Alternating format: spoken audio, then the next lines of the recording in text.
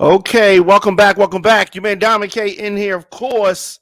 I am excited to have this conversation today. So many things going on in the world, but we're gonna focus. We're gonna hyper focus on Baltimore. So much going on in Maryland.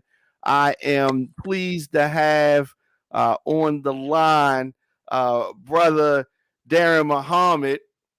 And you are the host, of course, of State of the City, Yes, sir. and you are a political commentator, definitely. Yes. Um, I think you're an activist as well. Yes, sir. Often You know, imitated, never ever duplicated. Yes, sir. absolutely, absolutely. So, we're going to talk about this 2022 primary. And but we talk about Wes Moore and whatever else you want to talk about. But Okay. It's been a while since we had a chance to chop it up. So what's been going on with you? Well, brother, first, let me thank you and thank your family just for your friendship, for our relationship, for being able to have these conversations that we've been able to have. I got to thank you. I got to thank your family. I got to thank, of course, your extended family in terms of your producers and all of those that have helped to make Radio on Fire possible through the years. So just thank you for this opportunity. And thank you for just being here. And it shows like this, in terms of independent media, that's going to really make the changes in these prospective cities, the states, the country, and on the planet right now. So just thank you for this format and just continuing to be here and be consistent and persistent with providing this platform and with this format. So I can't start without first saying thank you, my brother. Definitely, absolutely. Yes, sir. Now, as it relates to, I think, your question of what's been going on, what's been happening for me personally, just in terms of, again, the elevation, still the work that we have to do in Baltimore City, because as we always say, we've heard the old saying, if you can make it in New York, you can make it anywhere. But we like to bring it to Baltimore and say, no, if you can make it in Baltimore, you can make it anywhere. Baltimore it's not just a tough cookie coming out of my experience in the Nation of Islam. We say it's a tough bean pie, but there's a lot of ingredients and mixtures that go into making a nice bean pie. So that's important, that if you can make it in Baltimore, with the various different communities, of course, the schools, the institutions, of course, our colleges, the hospitals, the town, and of course, being able to navigate the terrain in Baltimore from the different perspectives, the different parts of town as well, and still keep your sanity and your humanity. That's the other part when we talk about the politics and the politics that go on in Baltimore as well. Especially during election time and election season, but just your every day-to-day vicissitudes of life that our people have to go through, to be able to I think, one, understand our role as Black men, our roles as Black fathers, our roles in terms of again, teachers, our role as elders for any of us that have been honored to be the age of 50 or older, which I am. So I've been honored. I'm coming up on a birthday in a few days in which I'll be 56 years old. So that's an honor. And now to have, of course, children, 4 girls, 1 boy. My oldest, who's celebrating a birthday tomorrow with the great Malcolm X, our great El Hajj Malik El Shabazz, whose birthday, May the 19th. We will be stopping to honor him tomorrow. My firstborn, Queen Adriana, celebrates a birthday with Malcolm X tomorrow. So Baba Malcolm X, and of course, our ancestor in that ancestral realm.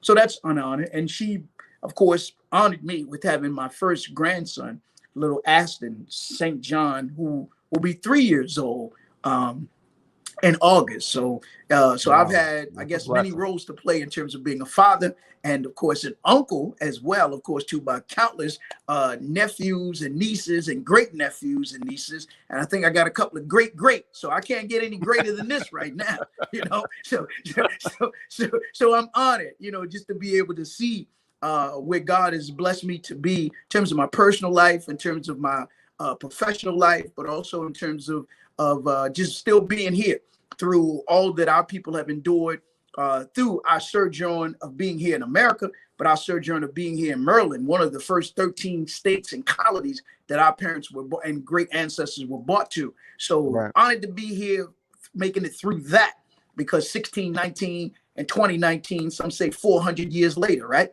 So Right. it's interesting you have this term COVID-19. I don't know if too many, we won't have to get into that tonight, but maybe another day we can really Yeah. come back and talk Yeah. about that. I don't Yeah. think that's a coincidence that you have that number 19 in there. But nevertheless, just through these last 2.5 years, since the pandemic, scamdemic, transdemic, I always say we still here, we still clear, we still sincere, and living our lives without no fear. And that's very important. And at the root of that, as one of my great teachers, of course, you always were able to see and hear my numerous interviews with the late and sage for all age, Baba D. Gregory. He Yeah. always said, it's one thing to be loving, but can you be lovable? So I think that what has allowed me to endure personally and allowed us to endure really is our love. And that's going to be key for what of course remains to get us to the next level in America, but also in terms of what's taking place globally inside of America and outside of America. Absolutely. And so, you know, for the last few years, I have been in Atlanta, and I have been in Dallas working with different candidates and working on some media things. But I really feel that the time is now that I have to come back to Yes, Baltimore important. and reestablish some things. And so we have transitioned from Radio on Fire now to On Fire TV, Okay. and Congrats. so It's we're going to important. be, yeah, thank you, and we're going to be Yes, sir. doing, you know, some expansion in that regard, and so I'm definitely going to be talking to you Okay. about some things, but you know, when we talk about candidates, and you know, I was familiar with Wes Moore Right. before he announced his candidacy, but I guess around the time he was doing exploratory, and I think he may have toyed with running for mayor Mm-hmm. at you know, during the last election. Right. But I saw, I guess, when he was exploring running for governor, and I'm reading up on him and looking at some of his interviews. I read his book, and I thought, you know, of course, you take something that's surface, and Right. I thought this sounds like a good story. You know, Yes. this sounds like somebody that I could get behind. Yes, And sir. but I'm gonna Right. tell you the funny thing. The first person that I mentioned this to when I was you know, watching him was my mother. Mm-hmm. And my mother said, I don't know about him. Right. Right. And so she said it to me a couple years ago. Right. And I Mother's said, well, intuition. why? Yeah, Mother's I said, intuition. why? You know what I mean? And so she said, I don't know where I really don't know where he stands. You know what I mean? Right. So she says, I can't really pinpoint where he's coming from, you Right. know, and that stuck in my mind. And then of course he's as you run a race, things are gonna come up.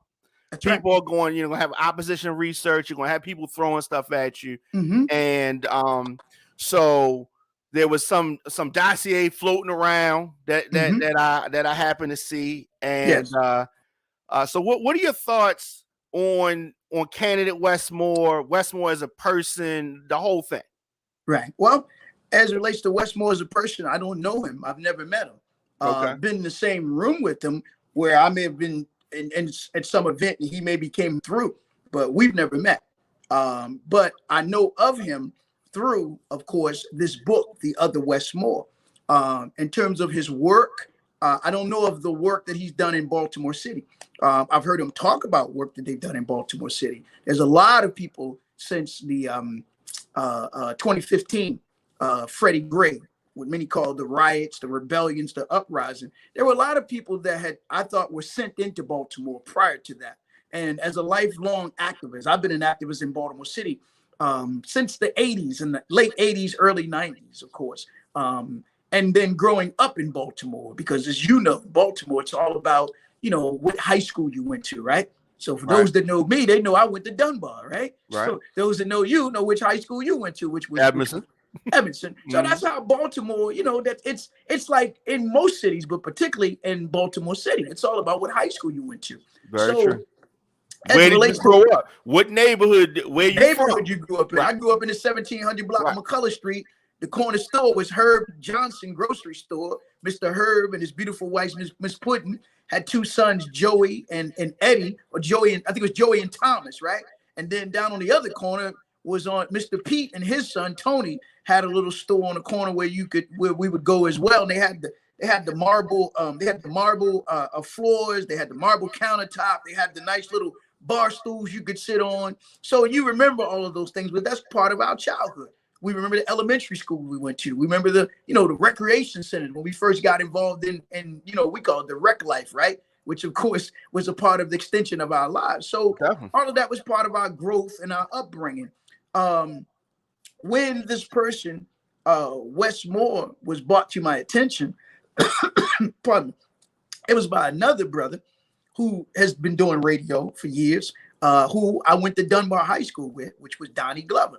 So Donnie Glover had asked me he said, do you know about this guy, Wes Moore? And I said, which Wes Moore are you referencing? I said, are you talking about my nephew? He said, no, it's a guy who wrote a book, The Other Wes Moore.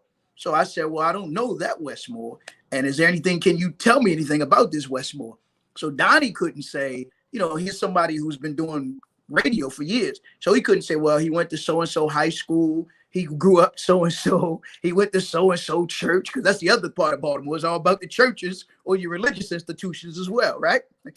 So Donnie couldn't put the meat on the bone. So that right there to me was already a red flag that was some things that didn't add up about this guy calling himself the other Wes Moore, So Donnie never said, well, let me link you up with him. He never said, let me bring you on the radio show and I'm going to have him on, right? So that we could have some conversation. Ain't necessarily had to be confrontation, but in that conversation, people will tell you who they are based on the information that they share. If we got that third eye open or we just listening attentively, then a person will tell you what you really need to know or to hear about them. So this could have been, as they say, an ounce of prevention is worth a pound of cure. This could have been nipped in the bud, years ago, when whoever his architects were, whoever his handlers were, whoever the publishers were, or those who were his researchers said that we want to do this book and we're going to entitle it The Other Wes Moore. Now hold that for a second, and I'm going to come to you and share with you. Well, I'll let you. I'll pause right there. But to ask in terms of what did I know about him, I knew nothing about him. Still don't know much about him, other than what I've seen in the news media of him saying he, initially he said he grew up in Baltimore, which we're gonna get into, right? Then said he went to Johns Hopkins and said he was a Rhodes Scholar, which again raises flags in a time of everybody talking about being awoke and being awake. Why would any self-respecting black man, right? When everybody talk about Black Lives Matters, you say, wait a minute, they didn't get that memo in Africa with all them Africans that Cecil Rhodes killed. When you know the history of Cecil Rhodes, what self-respecting black man or woman would want to be a Rhodes Scholar, right? And while you taking down statues, how come nobody ever said we got to take down the statue of Cecil Rhodes? How come nobody's ever said let's take down the statue of John Hopkins, who owned slaves himself? And there was the movement when Kathy Pugh was the mayor here in Baltimore, right in Wyman Park. They took down the daughter of the Confederate statue that's in Wyman Park. But if you just go a half block up the street, the bust of John Hopkins is sitting right there at the campus of John Hopkins. And Wes Moore never stood up and said, let's take that down. No one else who's running for mayor has said, let's take that statue of John Hopkins down. In fact, let's take that name, John Hopkins, off the hospital and off the colleges. So, you can't be selective in what races you want to confront and talk about taking down their statues. And if you are, then you really are not a real activist, because you're not trying to bring about universal change and universal correction. It could be something else that you're really trying to push on the people. So with regards to the removal of statues, right, do you think that that's something that should happen as far as that? That whole movement? Initially, I think any statue should come down. The real statues we should be addressing are the statues that's on the books, because ain't nobody ever been hung by a statue. Nobody ever been killed by a statue unless somebody chipped away a piece of stone of a statue and hit somebody upside the head with the statue. But the statues that we should be addressing are the statues that's on the books in your local cities and your states, and the statues. Those are statues we should be addressing. I mean, from the standpoint, in the I guess about 100 years ago, there was this movement where the white people in this country wanted to raise up and honor some of their past heroes, right? And you had this whole you had this whole time where all these statues were erected.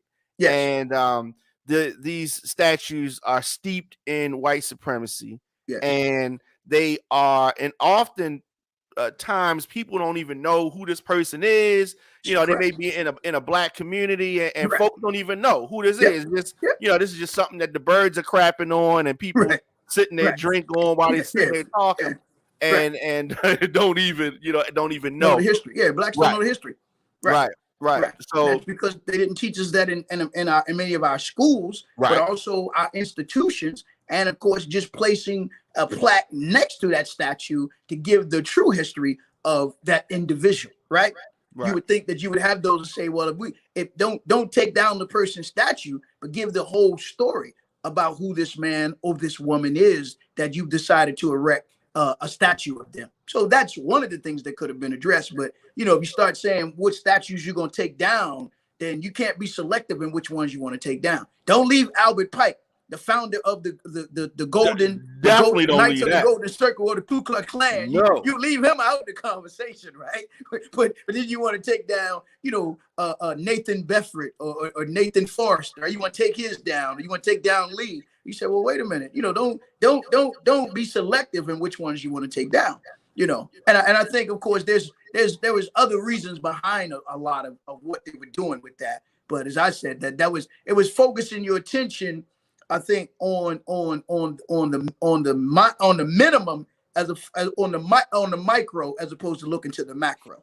Right. But see that you know, and that's where, you know, progressive thinkers are, right? So it's just like you do have to have that starting point, and then I think you got to continue. But what happens is that we'll go there, and then it'll fall off, and then they'll stop with that, and they ain't even finished the job.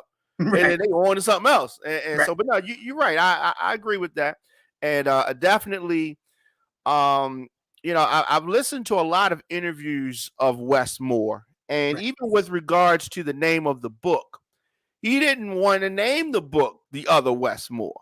Right. The title was selected by the publishers. Yeah, well, then the publishers will be held accountable for that. Yeah, and eventually we'll seek some legal counsel, because again, when we look at this other Wes Moore, as I shared with you, the other Wes Moore that he's referencing in the book is my nephew, and I'll show you a picture of a family picture of myself and my nephews quickly. And this is, of course, me. I was probably about 20 years old in this picture, so don't laugh when you see it. But I'll show you a picture that was taken years ago. Can you see that? Yes. You see me holding, not the little boy that I'm holding. That's my nephew, George, right there. But if I peel all the way to the other side, right?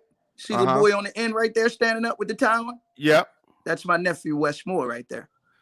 Okay, so this is the other Wes Moore who's in prison. Right. Who's in prison. Who's in prison. That's him right there, the last one on the end.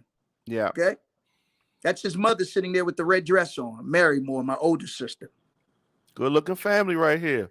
Yep, that's me and my 5 sisters and my 1, 2, 3, 4, 5, 6 at that time, 6 nephews. I got a host of nieces and nephews, you know.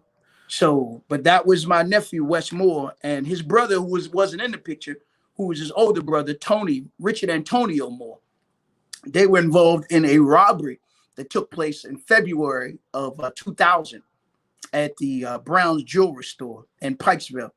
And 2 other individuals were with them and taking whatever they took out of the store and leaving a Baltimore County police officer who was off duty but was moonlighting there doing security.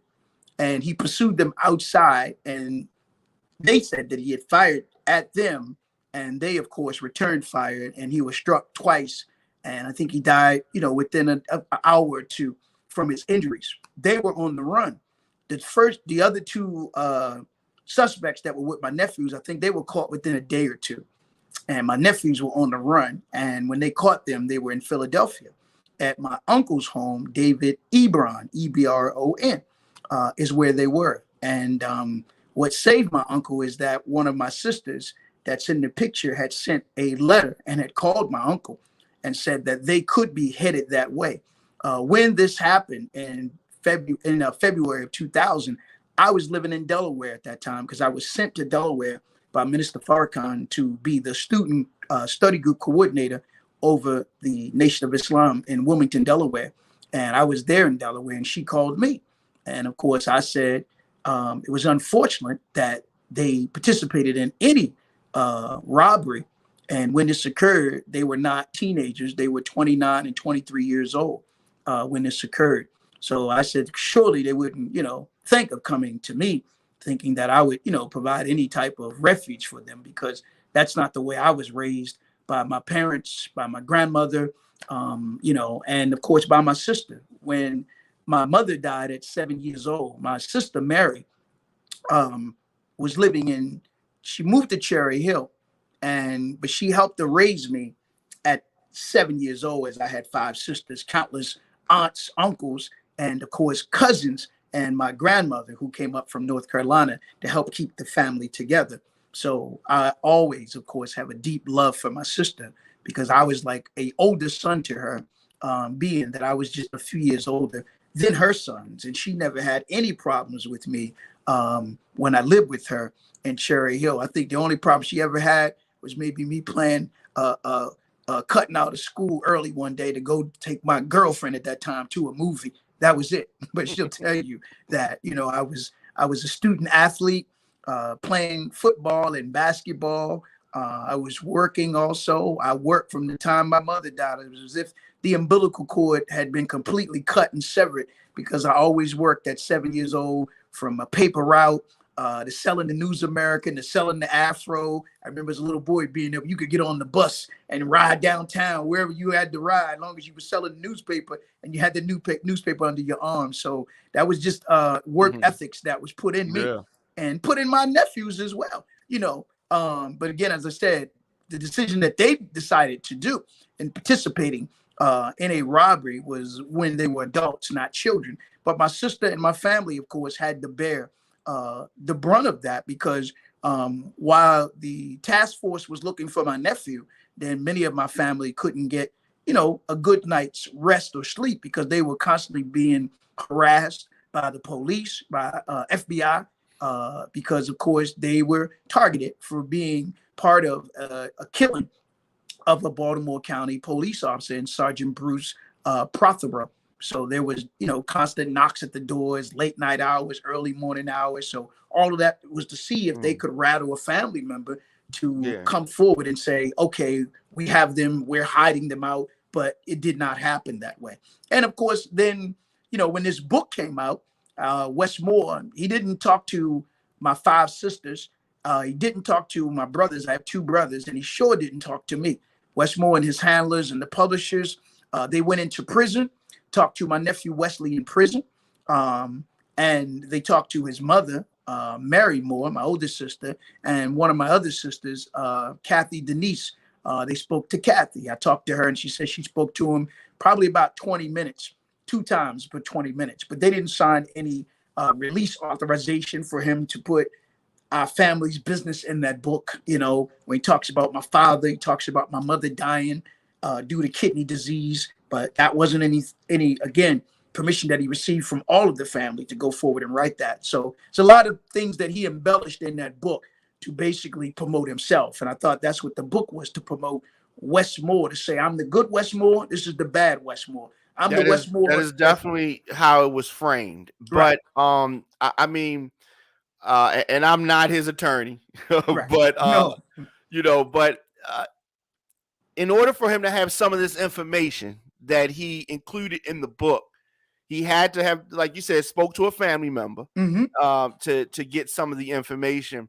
Right. And so your nephew, according to the candidate Wes Moore, Right. your nephew and him developed a friendship, and had some correspondence Right. and some kind of communication. Mhm. And Right. it seems like a great story. Like, I could see how you could be inspired to feel like, okay, like, wow, like, one wrong step, and this young adult is in jail for the rest of his life. and I could have gone down a wrong path, Mm-hmm. but for whatever reason, I didn't go Right. down that path. But I could have easily been in his position and he in mine. Right. And so, and I think that's what he was Mm-hmm. trying to say.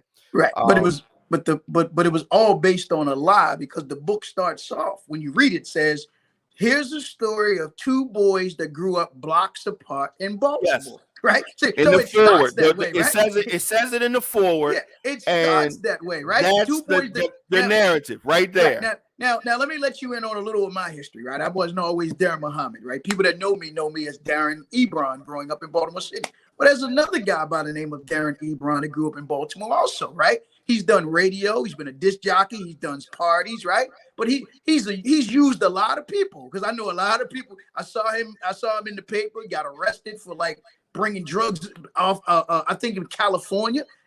But I've never decided to say I'm gonna write a book and say the other Daren Ebron and use his demise for my rise, right?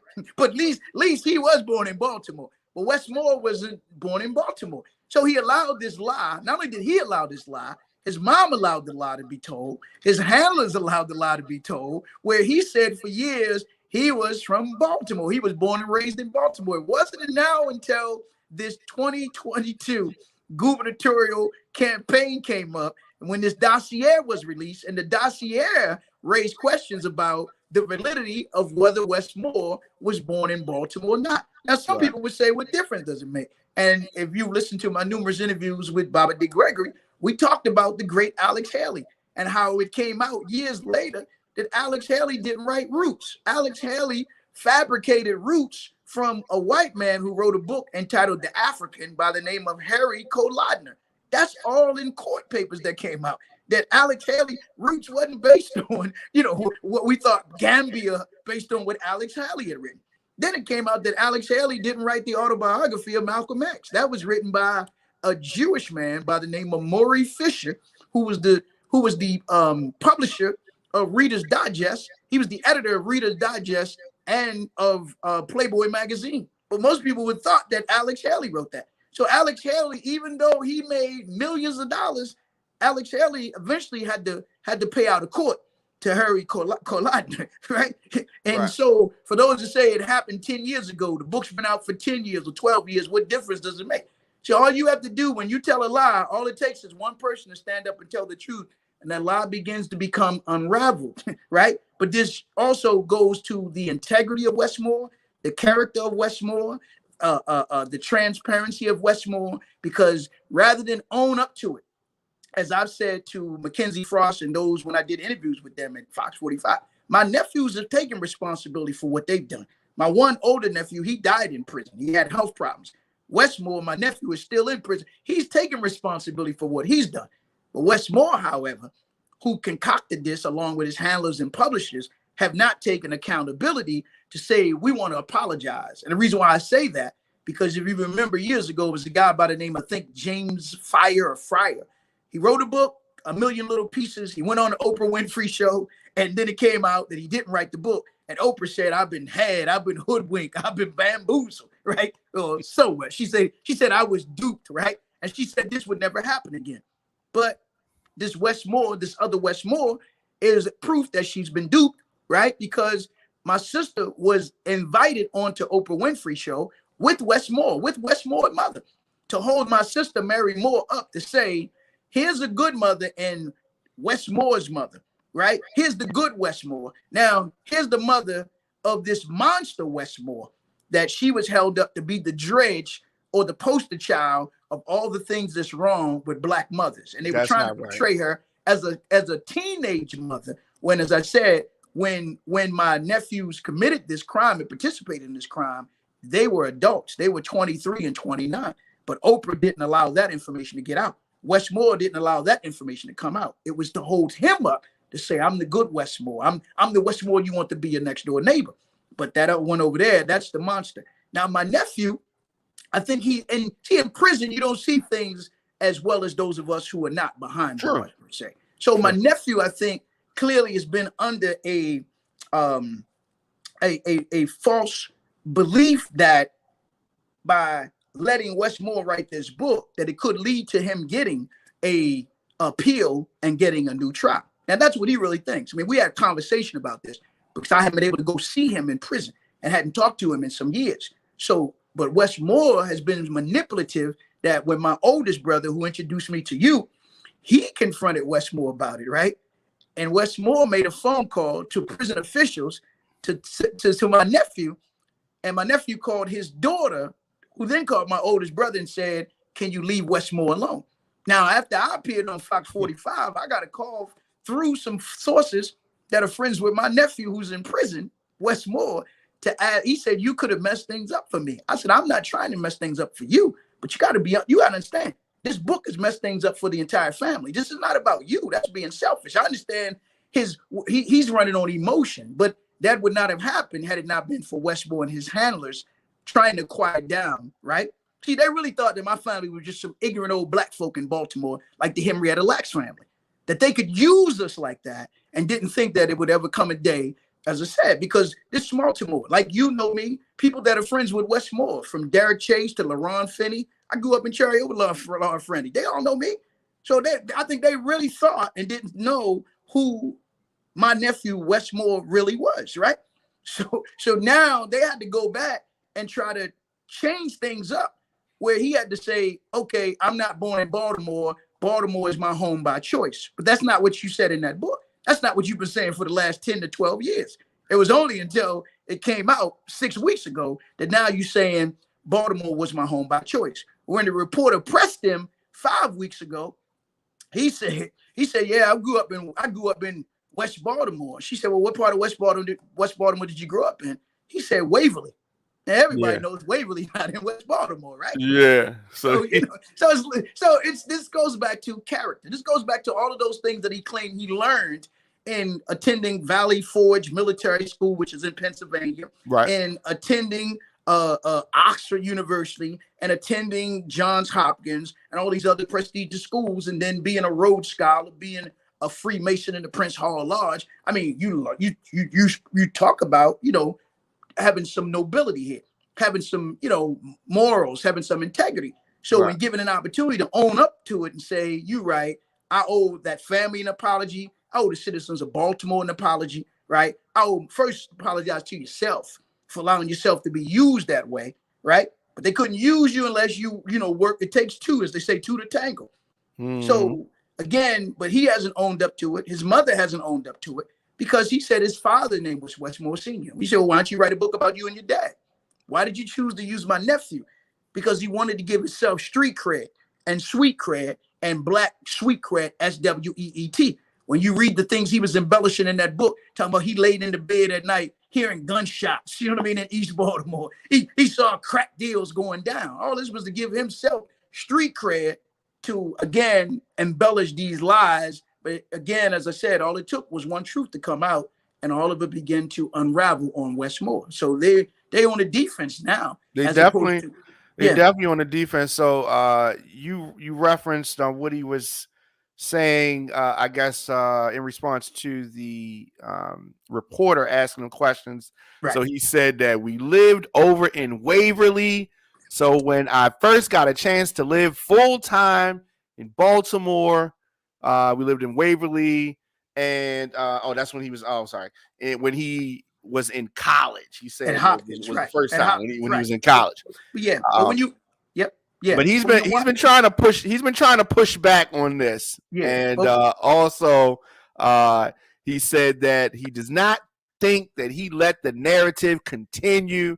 I was clear in my book about where I was born, and also when I left on page 37, I talked about when I left to go to New York to stay with my grandparents. When I came back to Baltimore, it wasn't until when I was in college, Moore said.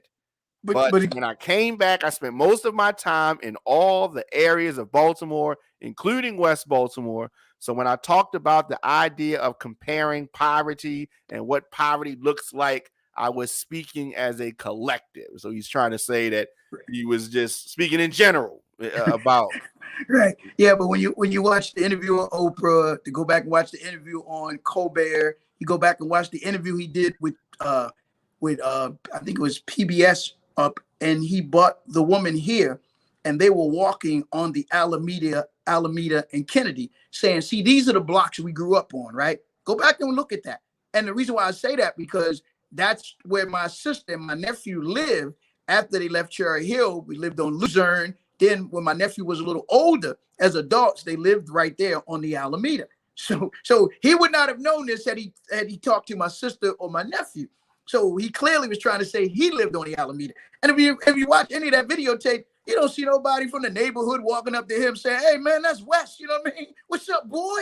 You know what I mean? You know, because that's how it would be. If you and I were standing in the went to your old neighborhood, you know, people gonna walk up. "That's my man, D. Williams, right there." Yeah, right? That's my man, Brother Muhammad. People be screaming out the window, rolling the window down. Right, but we always say only those with bad credit need cosigns, bro. So he didn't have a teacher, he didn't have a counselor, he didn't have a principal, he didn't have a crossing guard that could co-sign for him to say, "Yeah, we remember Wes Moore." You understand what I'm saying? Good or bad? Yeah, definitely. I saw him on an interview on Bloomberg, I think in 2020. Mm-hmm. And he said, I heard him say out of his mouth that he grew up blocks away from Wes Moore. So yeah, I heard him say it. So yeah, he's done the double dance with this. Yeah. Mm-hmm. And so he's caught with this one, right? Yes, absolutely. And so I guess it makes you say, what else is he lying about? What else is he hiding? Right. What else is he hiding? Yeah. Well, it came out, of course, Mackenzie Frost, and I give her credit. You know, some people don't like Fox. I jokingly say, "Look, man, I grew up on Fox, and I know you grew up on Fox. Red Fox, Vivica Fox, Jamie Fox, Michael J. Fox, and of course, one of my favorite auto dealerships, man, was Hey Fox Chevrolet, right? I ain't got no problem with Fox." You know, people be tripping. Tell what we gonna do about Fox. You know, the only one worried about the Fox are the hounds. You know what I mean? I ain't got no problem with Fox. Well, I on the other hand, I do not like the coverage of black politicians on Fox. Right. We've talked about the Mosbys many times in the studio, but they doing too much. Like, okay, yeah, they let's let it play out. But it's like they have an agenda that's just so personal that so that's what I don't like. I like honest coverage, lay it out. It is what it is, right? Right.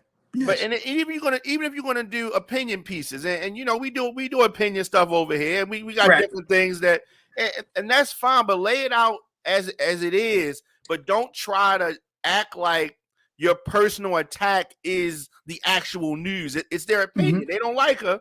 They don't like any of the black politicians. For whatever reason, Mary Bubala talked about every black mayor that there's been, in Baltimore. And well, I mean, I gotta be honest. I talk about them too now. I know. I don't hold back.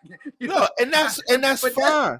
That's what we're supposed to do. And unfortunately, most of our black media end up having a romance and a bromance with the black politicians that we don't want to critique them, right? And so what ends up happening is the black media in this town, historically, from the Afro to Radio One to others, where they just say the topic is off limits, you can't bring it up. And if anybody brings it up, as I've had to, suffer, in terms of people attacking me for being on Fox 45. What I'm doing now, you're the only third black media person who said, "Let's come on and have conversation about it." I'm known in this town. I'm known in this region. I'm known in this country because of my friendship and relationship with the late, great Baba D. Gregory. So the black media have seen me on Fox, but the only one reached out to me is Coach Butch McAdams, who has a sports show, In and Out of Sports, and invited me on.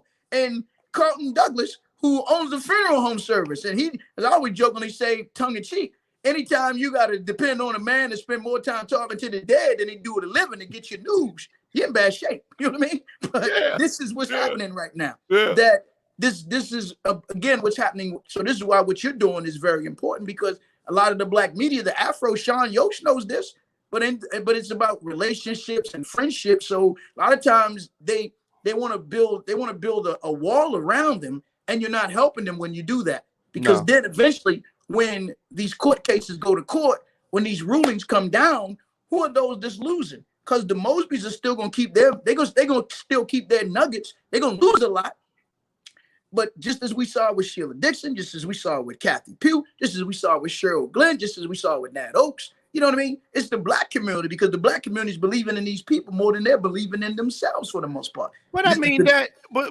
it's almost like you say it in a way like these white folks are now believing in the MAGA movement, or you have elements of conservative media that rally behind their politicians. You know what I mean? So it's it happens. It don't only happen with us.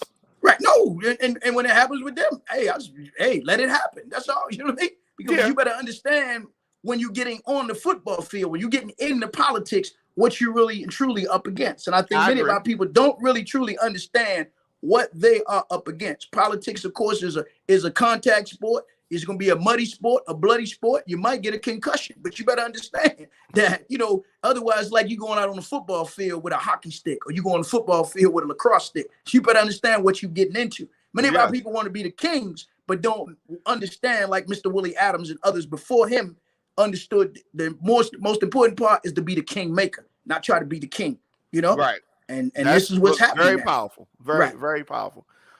So there's been some question about his military record, and I think that happens with a lot of politicians. They'll start questioning the military record. Right. Military record, I guess it is suspect. Definitely. Right. So it was a bronze medal when he didn't have a bronze medal, right? Right. And normally, if you do something like that and you're in the military, you can be charged. I don't know if they can charge you. You're in big trouble, yeah. Right, big trouble, right? Definitely. But why would you go to that length to do that?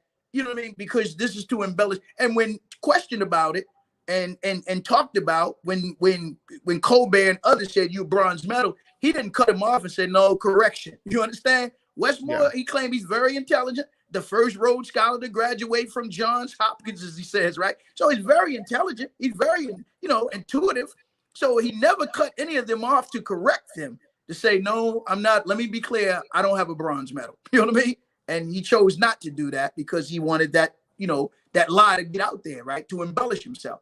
And then the other part to that was to say that the family of the slain police officer had directed him to send proceeds from the book to a foundation, like and some kind of charity. Right, to a charity. And the wife said that never happened. In fact, she said that no one should profit off of the death of her husband, because when he was killed, I think she had triplets, and she has 5 children now. At that time, I think she had 5 children. I think at that time she was pregnant with triplets. And so she's had to relive this now with a lot of this coming up. And this is what's happened with my sister, the mother of my nephew, Wes Moore. She's had to relive this. So it's caused her a lot of pain and discomfort as well, in terms of just now this coming back up, and the media reaching out to her. And of course, for this to come out now that the boy, Wes Moore lied, because he could have easily said, look, I'm not from Baltimore. I wasn't raised in Baltimore. I didn't get to Baltimore until I went to Johns Hopkins, but I just want to talk to you about your son. He could have just had some disclosure then.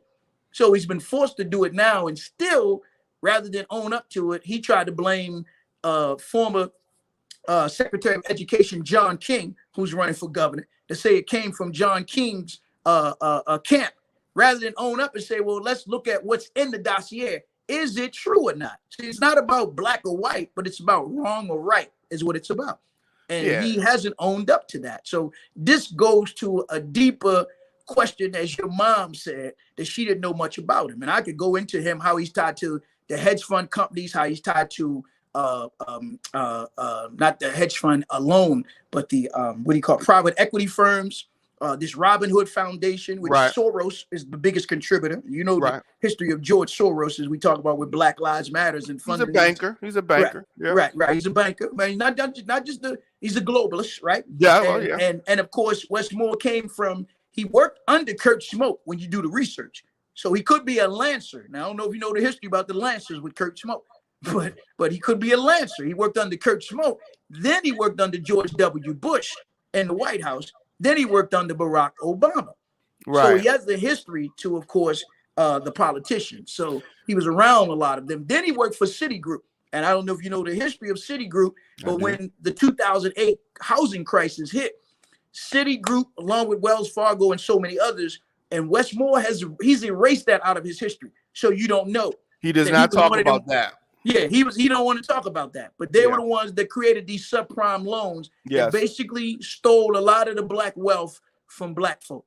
So what they decimated us. Yeah. So but he don't talk. He worked for Deutsche Bank and he worked for Citigroup, but he don't ever want to talk about that. That's where it's on black media to do their research. But when along comes someone such as myself, and I say, I think you really want to look at who is this guy Wes Moore, that they basically are running him like they did with Obama, where they said Obama was from Chicago.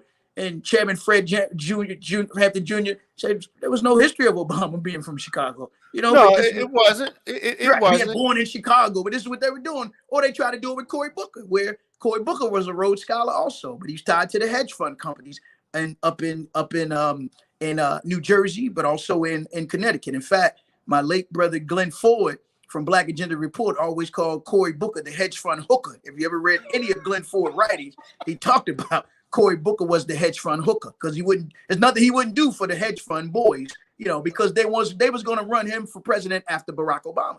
So it was going to be Cory Booker or it was going to be Kamala to see how the people basically accepted him. And the people didn't accept Cory Booker. They used Cory Booker against Sharp James, who's a longtime black mayor, successful black man in Newark, New Jersey. They tried to with Harold Ford, right? And it didn't work. Then they tried it with Cory Booker. Then they came with Barack Obama, then Cory Booker. And now it's my belief that that's what they want to do with Wes Moore. But they wanted to run him, as you said, for mayor. They wanted to run for Wes Moore. They wanted to run DeRay McKesson. But the people didn't accept DeRay McKesson. And Wes Moore wasn't as polished, right, at that time. So now I think they thought he's a little more polished. He's got some polish. He got some polish on him now. I saw him speaking at a candidate forum. And, you know, I thought that he was going to be more relatable. He's not. He's cold, He's cold. He was not relatable. Not at all, man. He's not at all. And then after the candidate forum, I had a chance to talk with most of the candidates.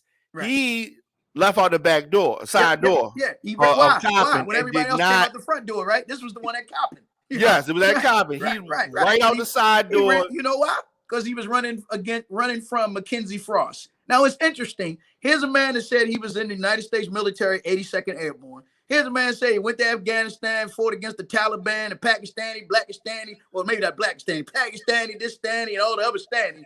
Come back to America, get in the governor's race. You scared of a little. You even fought against Al Qaeda. You scared of little bitty El White over here in Baltimore. You running from Mackenzie Fraud. You scared of a white woman in a microphone, a camera in a microphone. That's the man that say he wants to be your governor. He said, "Come on now, that doesn't make sense." Well, maybe he can hide in Annapolis like Larry Hogan does. Yeah, he could.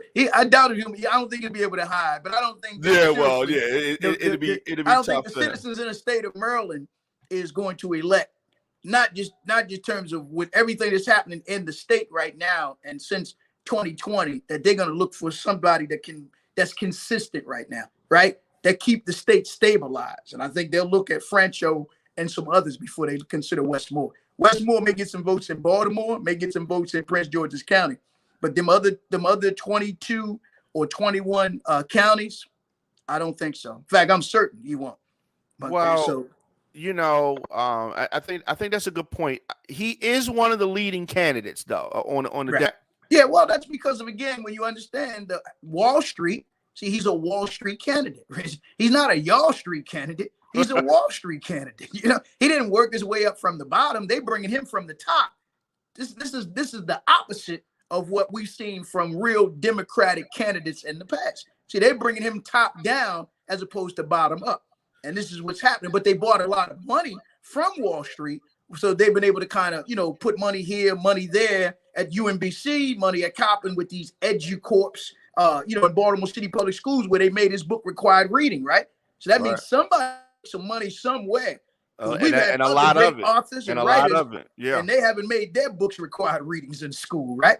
Right. So why Wes Moore book? Why the other Wes Moore? Because Wes Moore was to be a brand. He was to be a hashtag, right? This is what he was supposed to be. It was like his big coming out.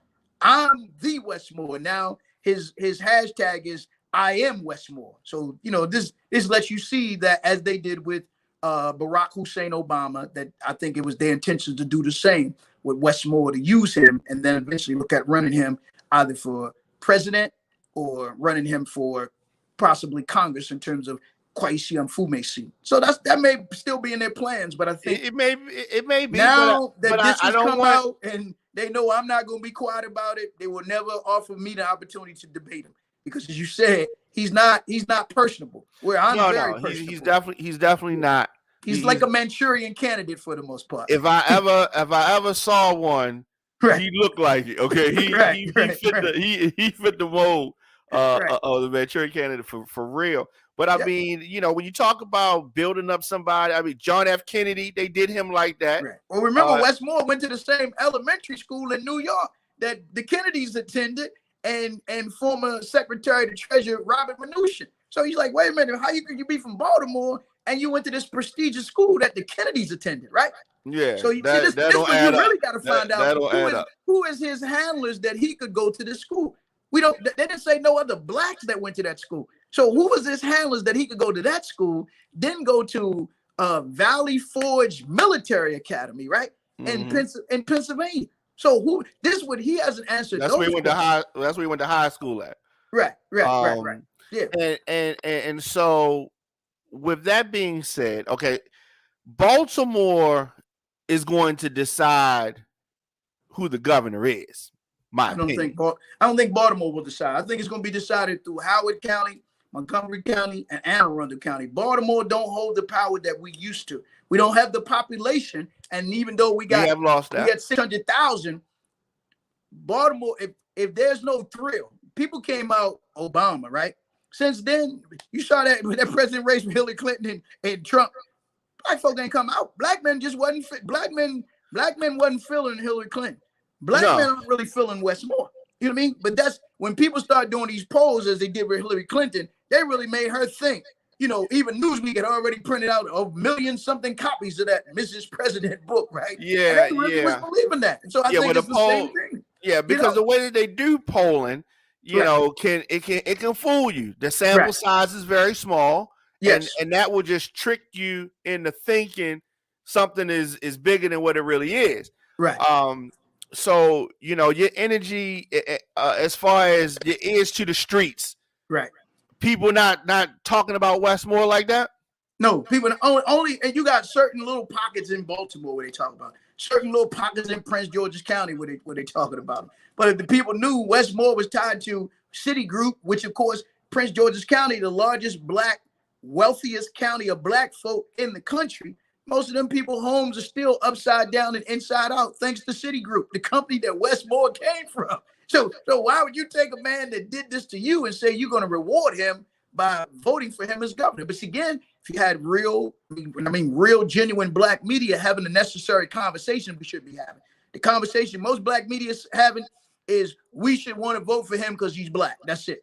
Not saying John King ain't black. Not saying Rashawn Baker, who used to be the Prince George's County executive. I like him. Right? He's black. Like him. So you say, why are these politicians in Maryland endorsing Wes Moore? You're like, what is it? You can't say because he's the only black guy in the race because he's not. Well, he's not. He's not the only black guy in the race. He might be the black guy in the race with the most money. With the most money, right? Yeah, you got to find out what if they've been promised or what if. But you know how it is. It turns to a It turns to a popularity contest. If you look at Pennsylvania, if you look at Dr. Oz running, if you look at Donald Trump running, the Republican Party has understood that this is a popularity. This is some name recognition.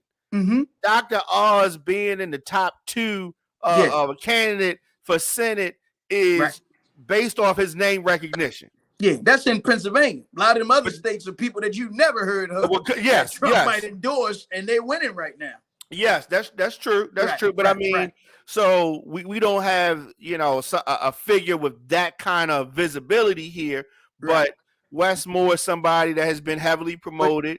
But I would say, go ahead. I'm sorry. No, I'm saying he's been heavily promoted, and so I think people are gonna know Francho, but they're gonna look for name recognition, and they may know Tom Perez, but some of these other candidates, any of these other on the Democratic side, any of these other candidates stand out to you?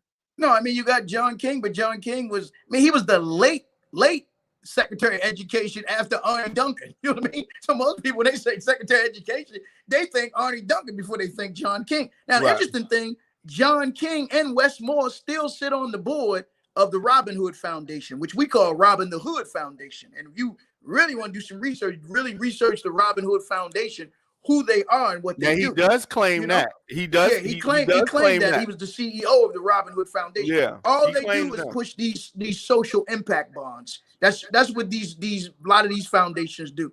And all they do is come into the cities and the towns to say, okay, like this program that most of the black mayors are promoting right now, a guaranteed income where they're going to give certain number of people, maybe 500, might be 200 people, they're going to give them $1,000 a month for the next 2 years. That's a social impact bond. Wall Street comes in and say, okay, we're going to give you this money. We're going to let you do this program. If the results don't come back 100%, you owe us a certain amount of money. If they come back 50%, we owe you a certain amount of money. So what they're doing is they're using these social engineer experiments on the citizens without the citizens knowing. And they're using these mayors to go into these contracts. And of course, to me, our lives should not be a social experiment for the mayors, for Wall Street, for, again, these hedge fund owners or these private equity firms. You know, he talks about the work that he did with Robin Hood as being one of the examples of how his management style would be and how good of a a captain he would be over the state. Right. Yeah. Right. But So when they got in trouble, they went and got Wes Moore. Prior to that, there was no blacks on the board at Robin Hood Foundation. When you go back and do the research, they didn't put him there until I think it was either 2011 or 2012 or 2014. So he was only there for a short stint. But he was there to do damage control for Robin Hood, which they say their job is to end. They're the largest anti-poverty foundation in New York. You say you see all that poverty in New York? I thought y'all said y'all was ending poverty. You know what I mean? Right? They're like, come on, stop. Stop. And so when you start, look at those who do report cards on these foundations, Robin Hood doesn't really, pass the smell test in terms of what they claim they're going to do and what they actually have done in New York City or in the state of New York as well. So on the other side, I think that the leading candidate on the Republican side is probably Kelly Schultz. Yeah, it'll be Schultz, or what's the other guy named Cox? I think Tim Cox. Yeah, right. But so I think Schultz is probably the strongest Right. of the two. Cox was the one I think that did get the endorsement of former President Donald Trump. Yes, that's true. Yeah, but he's a little right. He's a little far right. Right. I think, and probably too far right for Maryland. Right. Kelly Schultz endorsed by Larry Hogan. Right. And so do you think that we're going to have another Republican governor here? Because it doesn't seem like nobody's strong enough to you. It's a possibility, but I think that when we get through this primary, and I'm almost certain that I think it'll be Peter Franchot that's going to be the Democratic nominee, and I think that Franchot will most likely be the next governor in the state of Maryland. Yeah. So if it's Franchot and Kelly Schultz, I think he's been around for a long time. Yeah, he was a delegate, and remember, it was Franchot that took down, Governor Schaefer when he was Comptroller Schaefer, right?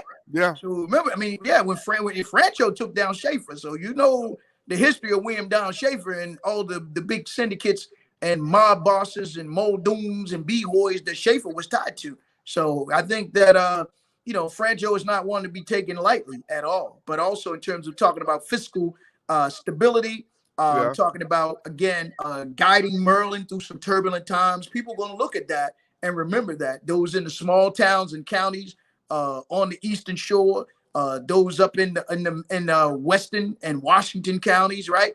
They're gonna look at that. He's very strong in those areas, right? Yeah, and where that's somebody like Wes Moore is going to struggle. Calvert County, Charles County, a lot of blacks. I'm down that way doing some work. A lot of blacks that have left D.C. and Prince George's County are down in Charles County, Calvert County, Eastern Shore. A lot of people going back to growing food and living off the land now. A lot of people going back to those areas, believe it or not. And so in areas like that, you think a candidate like Franchot is going to be stronger? Yeah, absolutely. Yeah. Yeah, I think Francho, and I think in Montgomery County, I think that he'll win Montgomery County. It's going to be close, probably between him and Perez because Perez has lived in Montgomery County. I don't know if you remember, Perez ran for the Senate when Cardin and Kwesi Mfume was running years ago, and they wouldn't let Perez participate in the debate out at MPT. I don't know if you remember that. I do. And they had him arrested. You remember that? That's when he was wearing the toupee. Escorted out. I don't know. Yeah, escorted out. That's when he was wearing the toupee, right? Yeah. Right. Yeah. He threw away the toupee and then became chair of the DNC somehow at some point. So he's part of the party. But before, the party didn't want him to be a senator. So I just find it interesting. They didn't want him as a senator. They didn't want him running as a senatorial candidate, right? To participate in the debate. But now they want him to run for governor. So I just think it's interesting when you look at those dynamics. And some people, sometimes have a little amnesia and they don't remember that. So see how I brought that up? Because I do remember that, that was Perez. And same thing happened with, I think, Rashawn Baker. He ran for governor a few years ago, right? Yep, he did. Right. They didn't want him. So, man, he's been touting Baltimore and talking about what he would do about crime in Baltimore, but at the same time, he didn't do anything to relieve the pain and suffering of the richest blacks in the country in Prince George's County with, again, the mortgage fraud. And I think that you cannot let any county executive, whether it's Alsabrook, whether it's Rashawn Baker, whether it's Jack Johnson, who was there, you can't let them off the hook because, they got direct access to Obama when he was the president, direct access to President Trump afterwards, access to Biden. And they still haven't said we got to do something to help many of these homeowners because they still have not recovered from 2008. And then I think that that's something that America doesn't talk about. And the only way that we talk about it is we force them to talk about it, but not just talk about it. You got to do something about it. How can you go to Ukraine and give them aid, right? But you can't give those that are right in America, right there in Prince George's County, right? To help make them whole again. And that's important. You pick any city in this country needs the money more than Ukraine needs the money. Absolutely. Yeah. Can't get baby formula, but they're giving out free crack. Think about that, right? Can't get free baby formula. But they said they wasn't doing that. Right? No. Go to the Washington Free Beacon. And actually on my page, I have a picture. You go to any city health department. The city health departments are required to give it to those who want the free crack. And that's the interesting part, that when you talk about baby formula not being available, these health commissioners who was running around pushing the jab, right? You don't hear any of them saying anything about what are we going to do to help these mothers with infant children. But he's the same ones talking about a man shouldn't tell a woman what to do with her body. But right now we're saying, wait a minute, that ain't what happened when it came to Fauci. You let Fauci tell you what to do with your body, So now when your children and the babies can't get formula, you're not saying, wait a minute. To me, we can't make formula stuff is ridiculous. Yeah, you can make your own. That's the ingredients. Right. We got these ingredients. We just make the formula. When I was coming up and you was coming up, and I was a child of the 60s, we just used pet milk, carnation milk, and you just put a little Cairo in there, and you boiled your water, and it was half milk, half water. Shake up the bottle, shake up the bottle, don't want it to be too hot. So maybe we gotta have some YouTube platforms, social media platforms to show a dummy's guide of how to make milk, man, or beginner's guide. We won't call it beginners. But see, the thing is that the powers that be don't want you to do that because then they're going to see that we don't need them. We don't need that. We don't need them, right?